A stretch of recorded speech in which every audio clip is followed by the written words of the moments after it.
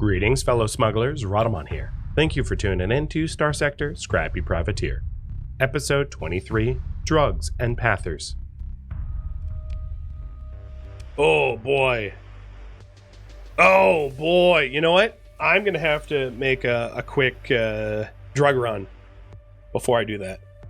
So the current priority right now is smuggle, drugs, destroy the Pather base, and upgrade Agro's military base.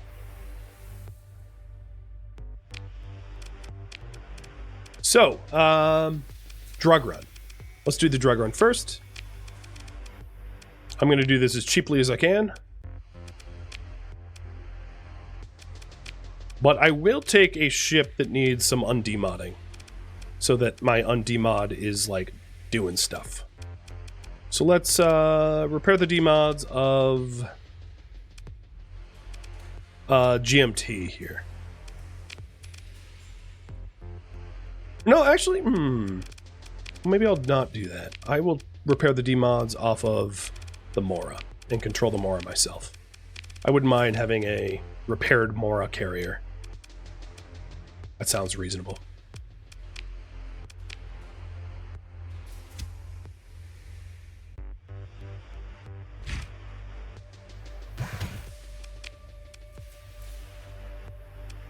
So there's a deficit of drugs in the Thulian Raider base, where I can buy these from my own colony for 200 a unit and sell it to the Thulian Raider base for 540 a unit. So it's a really nice opportunity to make some scratch.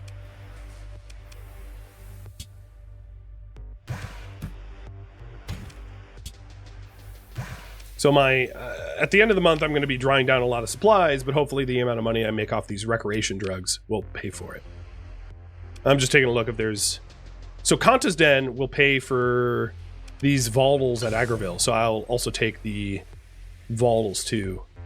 Oh, and there is a deficit for food as well. So if I can increase my storage capacity, I can make a little bit more scratch too. So this is a bit of like a trade run, I suppose. So let's go ahead and refit you for cargo holds and efficiency overhaul. Why not?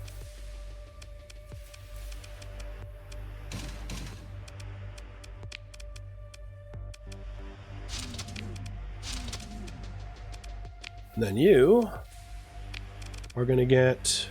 You're probably a very slow-moving ship. So probably augmented fuel drive and then cargo holds.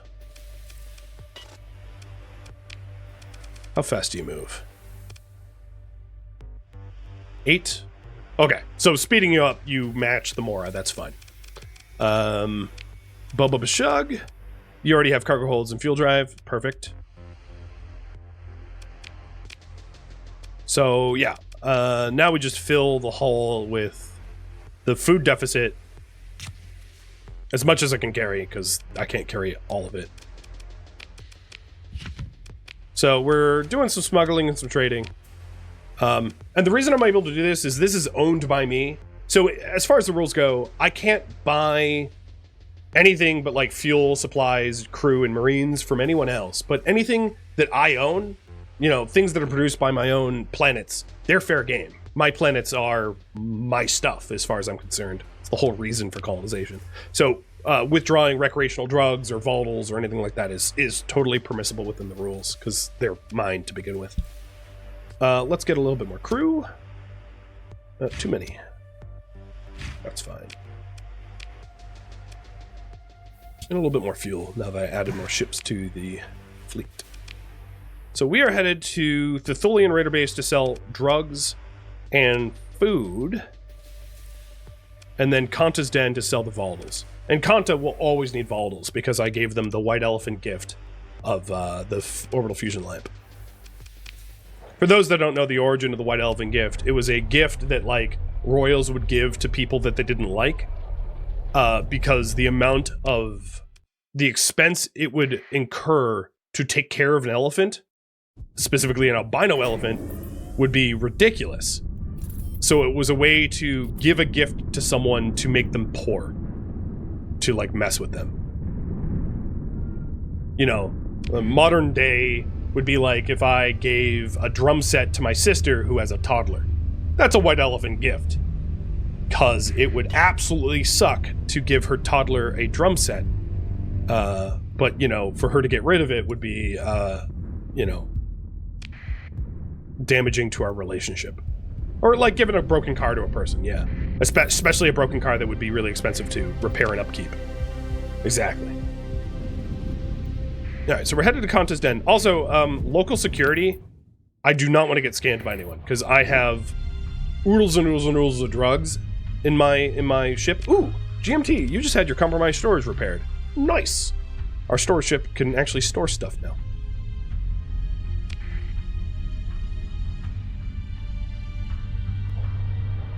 Also, Kanta likes to change the color of the fusion lamp all the time, as if it's some sort of weird rave.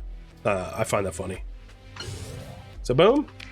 I did pay taxes because I'm not. I like the.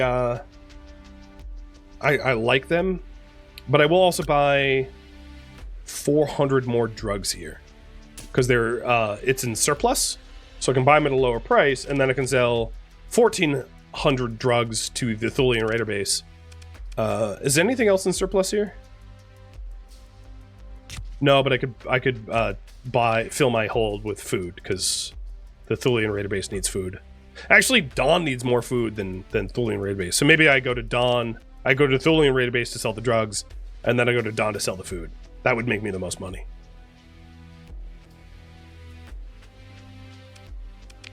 Smuggler life.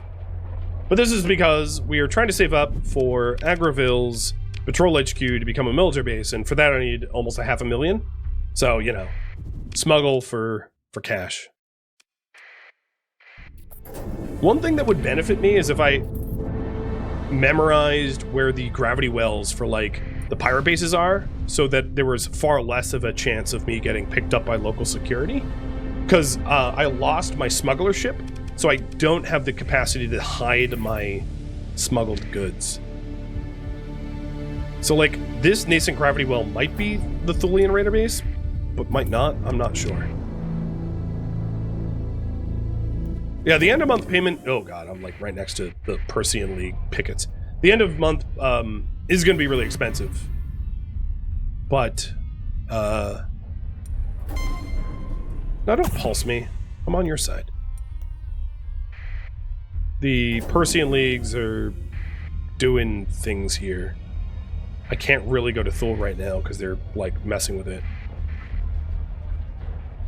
Alright, they're, like, engaging the base itself so I can swoop in. And... oh, baby! I mean, if I sold these on black market, it would piss the pirates off, so I'm not going to do that. But that's a lot of money. Is there anything in surplus here that I could move elsewhere? People. No, not really. Alright, so let's go over to Dawn and sell the food. Because Dawn's paying, like, double for food.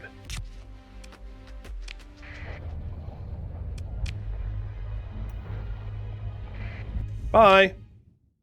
Oh, Boba Bashag, degraded field drive just got repaired, so it can move faster. And doesn't burn as much fuel. That's nice. Now Boba Bashag is the fastest ship in our fleet, because he has a augmented drive, which is completely unnecessary now, but that's fine. Dawn, I am coming to you, friend. But yeah, as you can see, we are above what we were at, drawing down from my own supplies. I did have to pay a third of $1,000,000, but I've made more money on those transactions than I spent, so it's good. Is there a realistic chance for an AI faction to destroy base? Not really, no.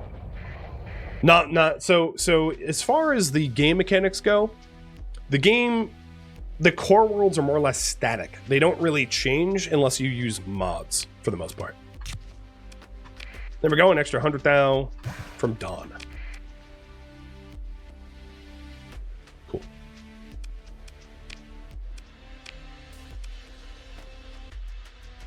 Oh, I did buy... Okay, I shouldn't have bought the food from... But whatever, it was such a tiny amount. From the last pirate base, the Thulian raider base. I'll have to remember not to do that.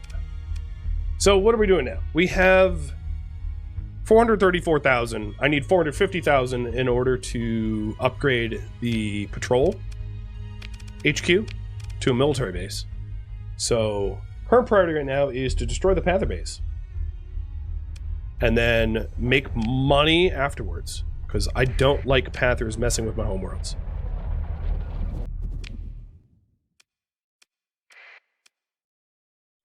Oh, it looks like there's a, so there's a bunch of different ways I can get home now. I can get home by using Al Gabar, Blue Giant, or even Magic Blue Giant to surge my way home. So maybe I do that. Is there, I need to get used to having slipstream surges. So let's port over to Magic and surge my way home.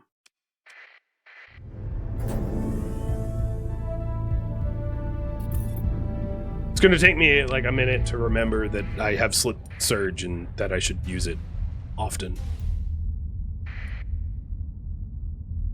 Gained experience from profitable trades. You damn right it was profitable.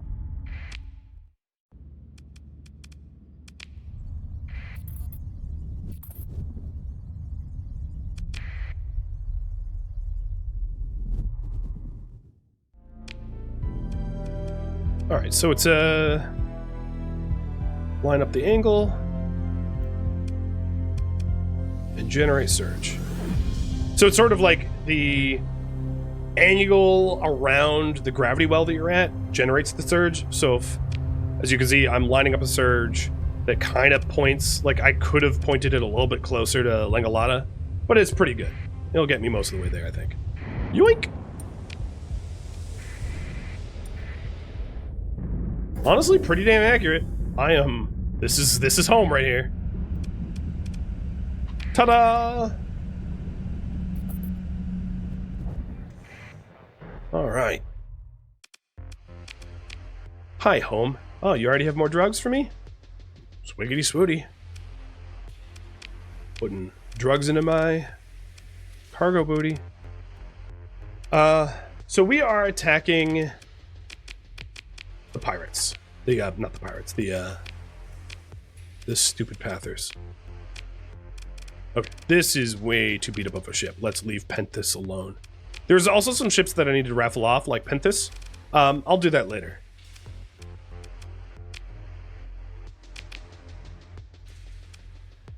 Actually, you know what? Let's bring that now. I'm looking at the amount of combat ships I have, and I could definitely afford to have a little bit extra oomph going to a Pather base. Why not?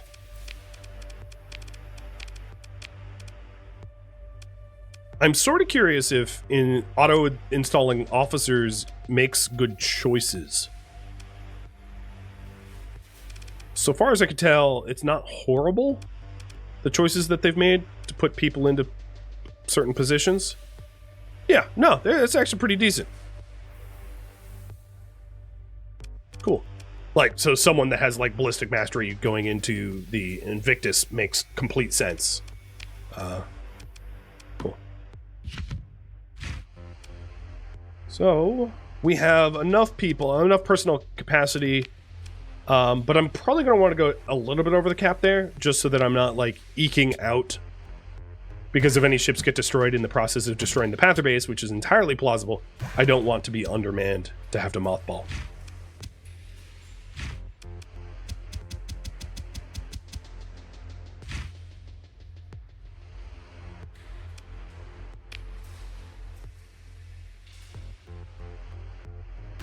Alright, I am absolutely withdrawing a lot of supplies, which will be costly at the end of the month.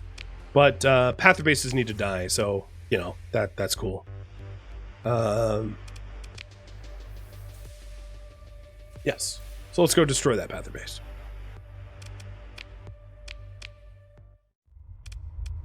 None of my... Oh, and no, let's outfit Penthus.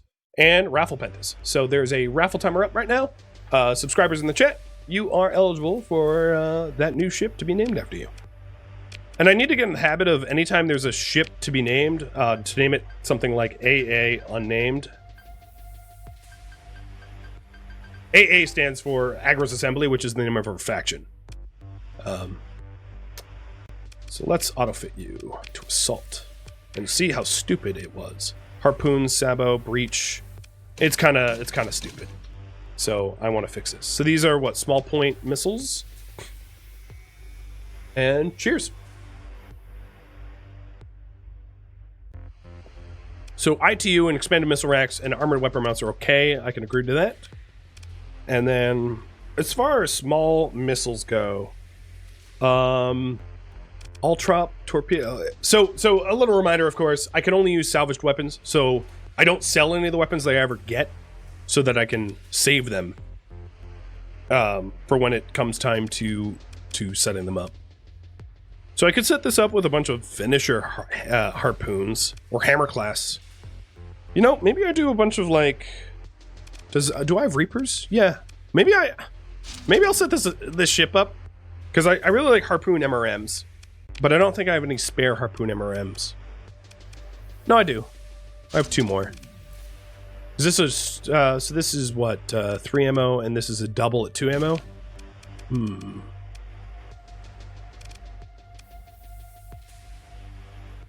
trying to think. Maybe do I have Sabo? So I have some Sabo SRMs. So maybe I'll do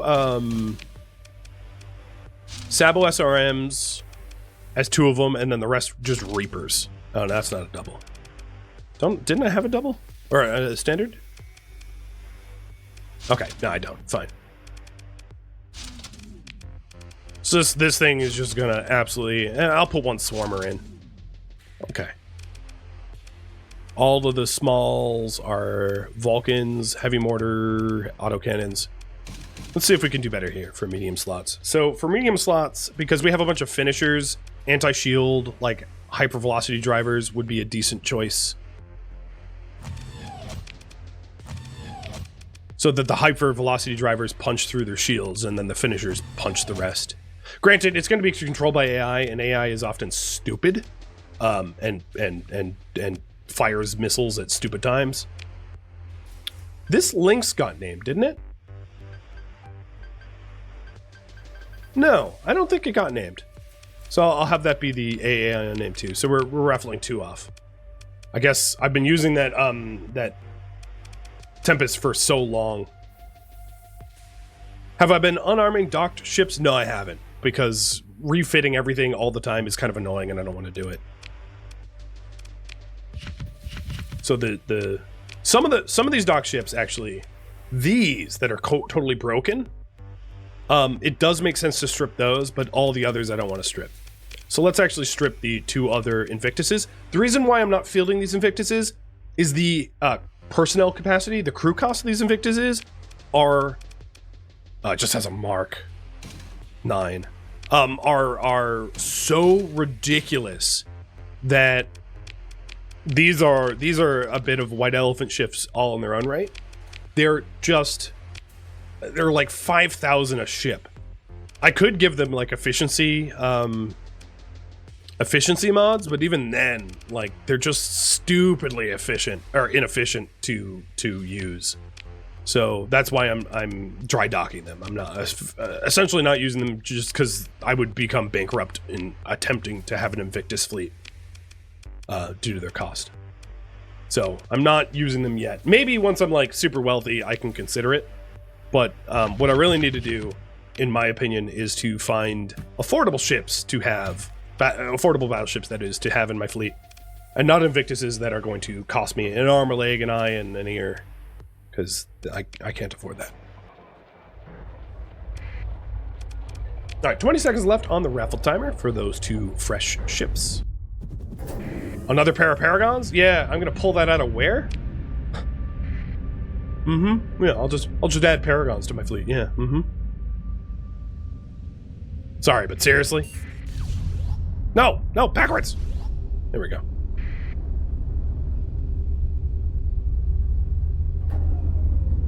All right. Name, number 1. Lorx Pender, you already have a ship. Lorx, do you want to keep your cargo ship, or do you want to trade up for a Eradicator? If you're here to answer. And then I'll do the other one.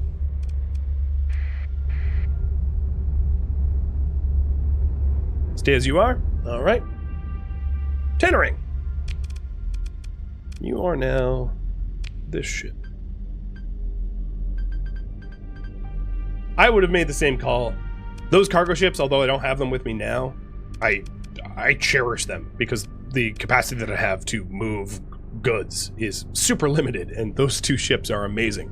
I would consider Story Point S-modding them because they're so important to me. And the other one is Steelboot. Steelboot, don't you already have a ship named after you? Or am I mistaken? I'm going to assume I'm mistaken, and if that is not the case, I can always re-roll this. And stupidly, the Tempest is still set up for stealth. Oops. Oh well.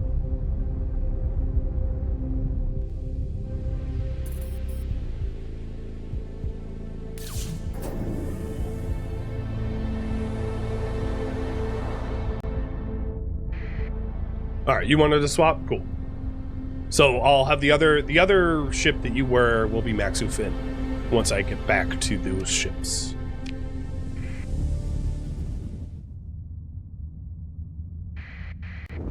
So my fleet is decent, but I'd rather fight the orbital station without a fleet guarding it. I think it's here. Oh yeah, there it is. Because I saw radar flickers when I jumped in. Yeah, you better run! No one's guarding it. Alright, rip. Military options. Oh no, it's being guarded. Alright, let's try to kill the guards. Or push them away. Okay, here we go. Move to engage. So I'm destroying the Holy Armada that is guarding it. And yeah, let's field like all of our combat fleet. What I should have done is moved one of my captains into the Eradicator, because it's going to be better than like an Enforcer. But oh well. Mega fleet away! This will be fun. And you want your the steel boot to just be Maxu. Got it.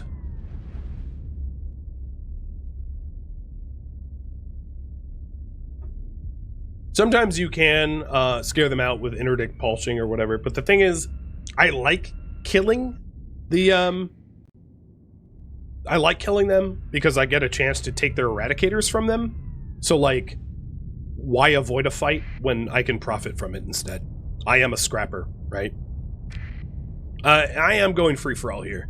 So generally speaking, if you give orders, and I never really explained this in the first stream in early auto, if you give orders, the order, like if I told this Invictus to kill this this Lasher, he's gonna kind of ignore everything else and just go after the Lasher and be stupid. So if you don't want them to be stupid, full assault makes them not stupid. And the only time that isn't necessarily the case is if I tell them to defend me. Then they're just kind of like leashed within a certain radius of me and they aren't as stupid. But like telling ships to attack individual targets, you only really use in cases of emergency or focus fire. But it's probably best to be avoided for like general combat, because then ships get stupid. And then of course there's always the personality traits. So role-playing wise, we're really only taking aggressive or steady people. But realistically, timid and cautious are really useful for like missile ships that want to stay back, or support ships like carriers that want to stay back. What is the hotkey to see weapon distance? I turned that off accidentally.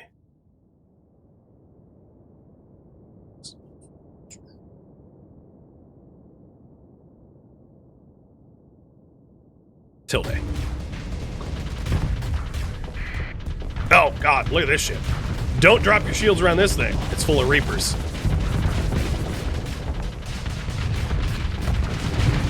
Also, it's worth mentioning, I can only use salvaged weapons, So if I want more weapons to outfit my fleets, getting into fights is good.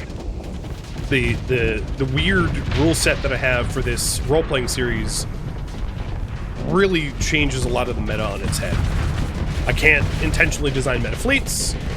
I have to use whatever I find, and then I have to take skills that helps me salvage ships and weapons from battles, which normally you wouldn't do because you just make your own at Orbital Works.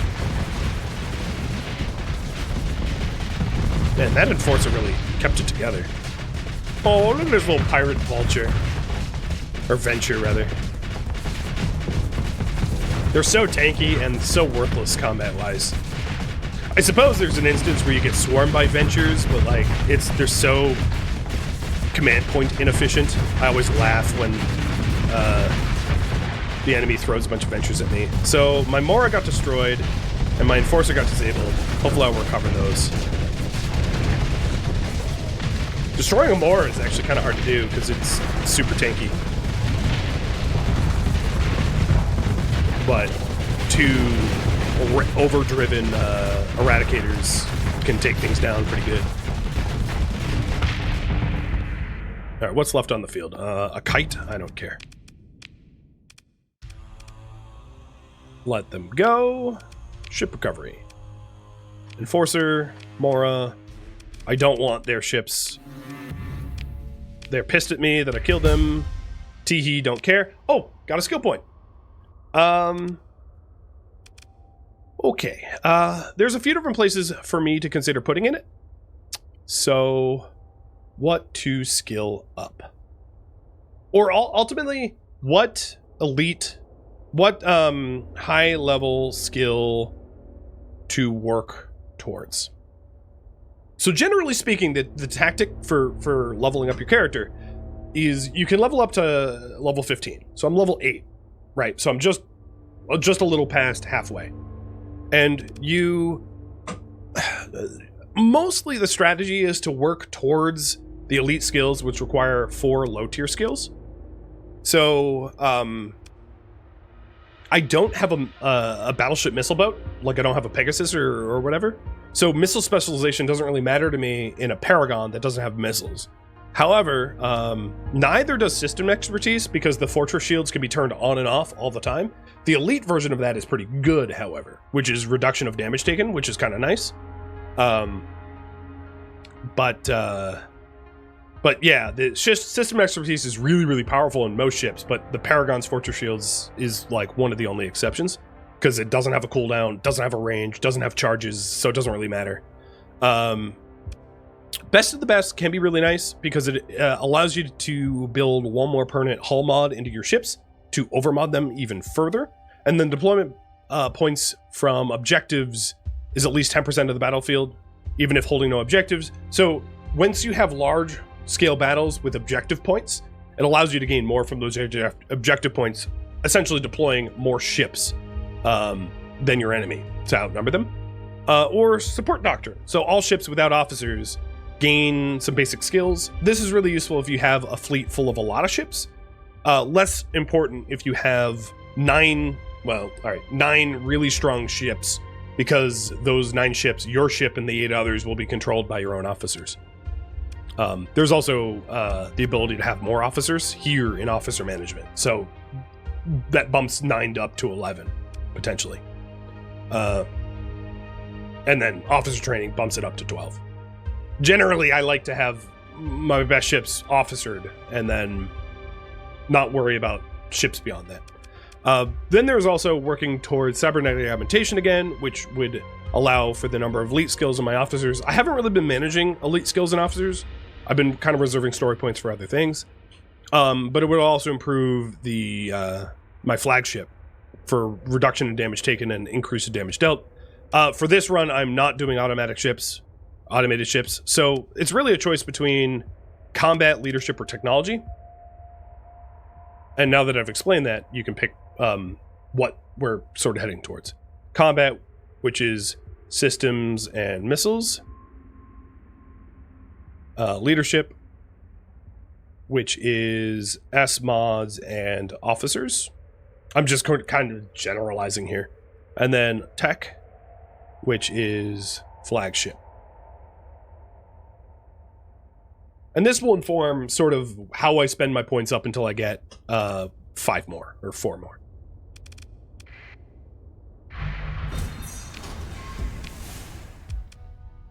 Oh, I had the opportunity to get a Eradicator and I fat finger skipped it.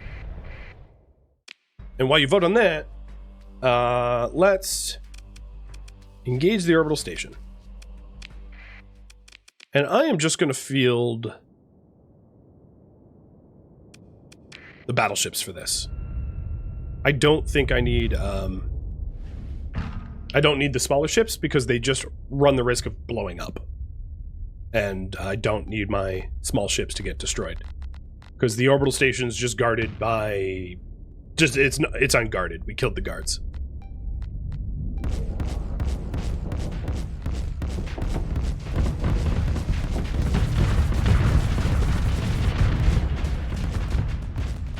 This will also save me supplies for redeployments. Oh, it's guarded by a kite. I think I'll manage.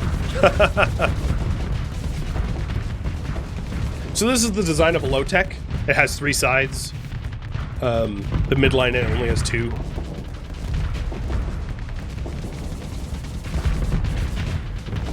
Let's try to take the big section out first.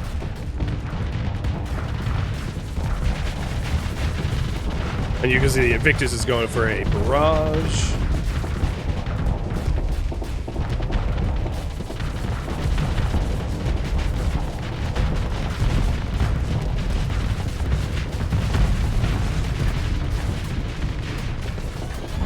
And most of the guns, other than that Reaper launcher, ouch.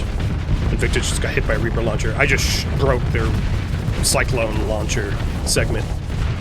If we destroy this segment, yeah, there we go. Because I got pretty close to overloading. But now that that segment's broken, there's really nothing that can even shoot at me on this side of their station, so I can drop my shields. Yeah, it is an Invictus. It has ridiculous amounts of armor, so it's like, oh, yeah, you torpedoed me. Oh, well.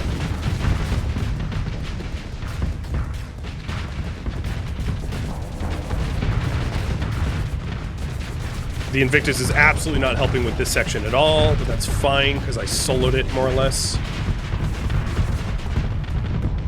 This kite is just, well, living up to his name and kiting me. And now there's only 1 section left. I could probably have soloed it and didn't need the Invictus, but like it doesn't hurt to have the backup.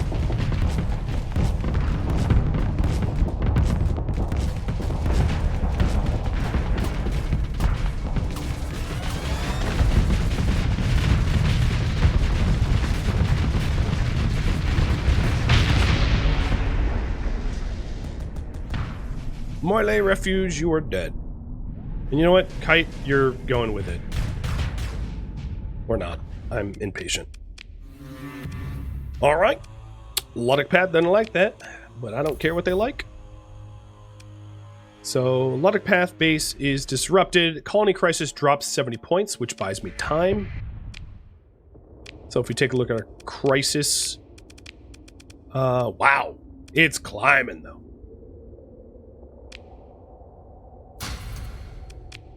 Alright, let's get back home. Oh, actually, there was debris. Now let's get back home. I like how their fleet came flying in at me, and they were like, whoa, wait, they're bigger. And then stopped. Alright, you guys want me to work towards, well, there's a little bit more time on the poll, but it looks like flagship. Going back to cybernetic will be the choice. With any luck, we can undemod some of these ships on our return trip home, too. Yeah, fly, you fool. What the hell? There's a brawler? Just like sitting in the slipstream. I'm curious if it gets ejected at the end. Oh, but I just flew past my exit.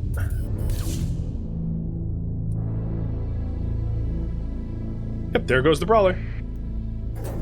It's not a particularly useful ship, so I didn't care to like stop and salvage it. Just, it's not often that you find ships flying through the slipstreams. Heavy industry. So the credits per month has gone up. And I could get a lot of credits here if I stopped has paying. But heavy industry getting built and getting supplied is pretty nice. And then it's also meeting the stockpile shortages of Agros assembly. So the refinery, the farming, etc., they're all being met, which is great.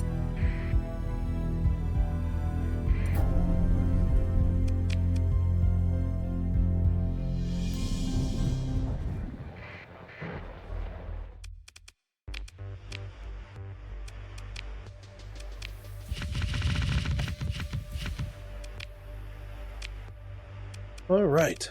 Still boot. Are you in here? Yes, you are the... Oh man, that's a ship that's probably never going to be used. Sorry, Maxu. But maybe you'll win again. Tiny little tanker. Who knows? Maybe you'll have a use at some point.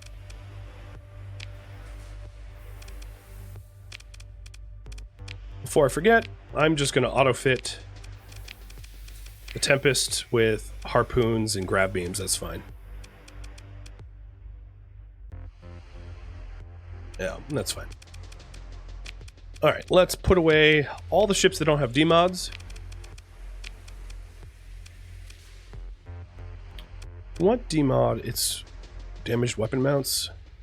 Maybe what I'll try to do is put all the ships away and just get the Invictus repaired up, so that I have a battleship that isn't demodded. I think that will be useful. So I'm going to putz about my my home turf here for just a little bit, trying to get the Invictus repaired. And then once it's repaired, I will I'll make some scratch to get the patrol HQ going up to a military base.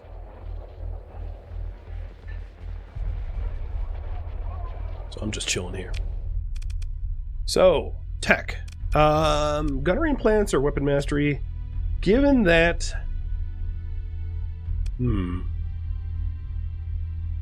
Flux generator by Andrew weapons would be really nice to have as an elite version. I'll have you guys pick. I'm kind of undecided. So, what skill to take? Gunnery implants.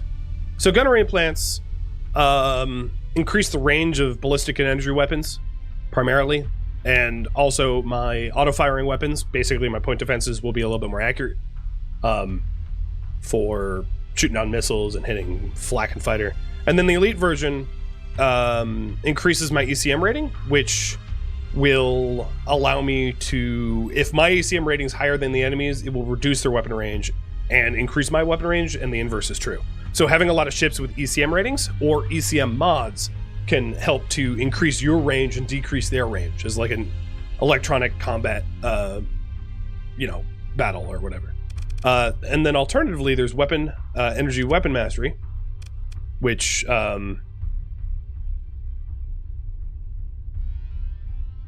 gives me more damage when I'm close to a target, which in most combat situations is actually not going to be beneficial because most enemies don't get close to the Paragon. The Paragon has really good range, but the elite version is helpful where it generates less flux by through energy weapon usage, which is really only useful if you have like a high energy weapon use ship like I do, the Paragon. So have you pick between those two, because I really can't decide, but I would definitely elite version either of them.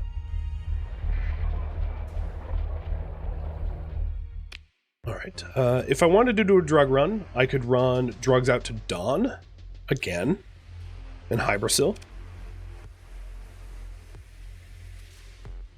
Oh, Karos has an excess of volatiles. That's interesting. And then anytime I go back, I can always just bring volatiles to Contaden. I could run, that's not a really high price. I mean, it's 20 per unit and I make 8 credits per food. So 8 times 4,000, that's not that big of a deal. That's not moving enough inventory to really be worth it to me. But let's see what Nick the Good is producing now. Now that it is set up with heavy industry. What about the sensor skill? So I could take the sensor skill, which would help me to stealth. It's really not bad. The neutrino detector I find is useful for exploration, perhaps. So that is useful, but the reason I wouldn't do that is like we're finding ourselves in a lot of combat situations, and that's really not it's a non-combat ability. So I would definitely want to exhaust the combat abilities heading towards cybernetic augmentation before taking non-combat ones, because I think very soon here, with the colony crisis climbing and quickly, we're going to find ourselves in a big combat situation with another faction again, and I need the ability to kill things. All right, so if I wanted to bring, yeah, I could move drugs and heavy armaments to Thulian for next run. Also, now that Nick the Good is producing heavy machinery, I could use heavy machinery to move that around as well. There's no deficits right now anywhere, but previously I was really only able to survey and colonize planets with heavy machinery that I found, because I'm not allowed to buy it. But now that Nick the Good is producing it, it's far less of an issue, which is good. Thank you for tuning in to Starsector Scrappy Privateer, which originally streamed live on Twitch February 24th and February 25th. If you have any feedback or questions for me, let me know in the comments below. If you'd like to catch a live stream of mine, Rhadamant.com has my stream schedule and countdown timers to upcoming streams. If you would like to join my online gaming community on Discord, Rhadamant.com has a link to it, as does the description of this video. Thank you so very much for watching, and a special thank you to my Patreon patrons, Twitch subscribers, and viewers like you that support the channel and made it all the way to the credits. Thank you so very much. I hope to catch you next episode or an upcoming stream. Farewell, my fellow privateers.